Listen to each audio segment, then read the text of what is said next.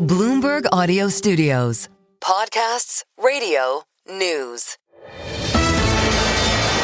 This is the Closing Bell on the Stock Movers Report. The companies making moves at the close of U.S. trading with Carol Massar, Tim Stenovec, Romaine Bostick, and Scarlet Fu.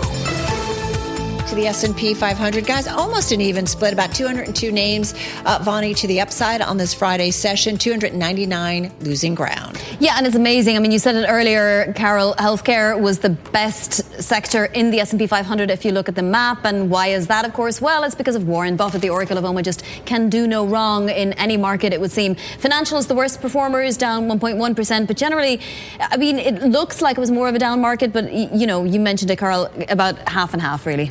All right, so a lot of red, though, on that IMAP chart here at Bloomberg. All right, let's go to some of the individual gainers on this Friday session. We're going to go back to UnitedHealth, number one gainer, as Vonnie laid out there, too, in the S&P 500. That stock finishing with a gain of just shy of 12%. We know the big news. Warren Buffett's Berkshire Hathaway and some of the world's wealthiest investors buying into this name. This includes David Tepper's Appaloosa Management, George Soros's investment firm, all investing in the company. We get those filings from these companies. The investments were a welcome reprieve for this company that has seen its stock fall about 40%, 46% this year. It's had a rough time, we know. Go back to December, the shooting here and killing in New York City of one of its senior executive.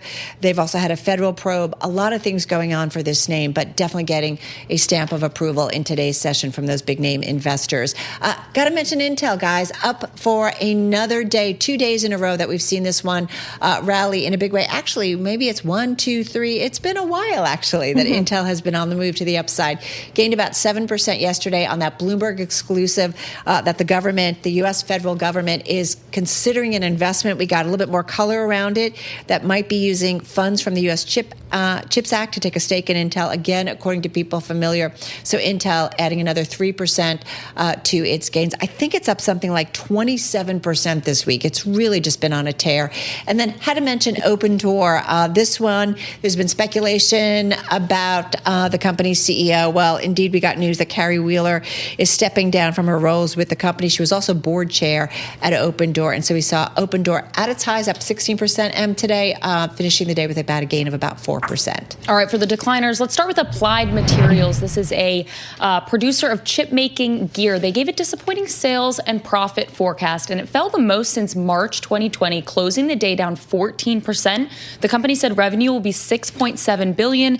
In the fourth quarter, estimates were for about $7.3. And the CEO said they're seeing less demand from customers in China. We got a downgrade from B of A on the back of that, and that stock is down 22% over the last year. Roblox is a stock that is up 100% year to date, but it was falling today after the Louisiana Attorney General said in a lawsuit filed against the online game maker that their products are used to facilitate and distribute child sexual abuse material and the exploitation of minor children. This is a very popular stock with retail, with fund managers, but big serious news today here with Roblox. TD Cowen actually affirmed a sell rating on the stock and wrote that regulatory risk is non-negligible at the company. So we did see Roblox closing the day down about 6%.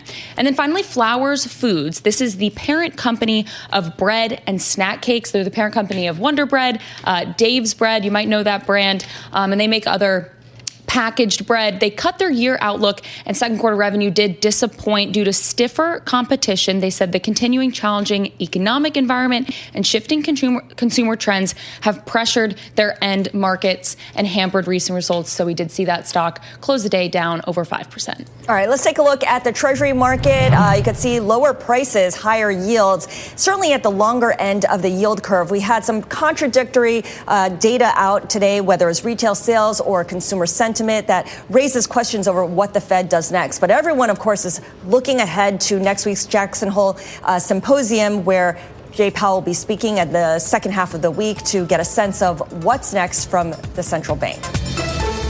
The Stock Movers Report from Bloomberg Radio. Check back with us throughout the day for the latest roundup of companies making news on Wall Street. And for the latest market-moving headlines, listen to Bloomberg Radio live. Catch us on YouTube, Bloomberg.com, and on Apple CarPlay and Android Auto with the Bloomberg Business app.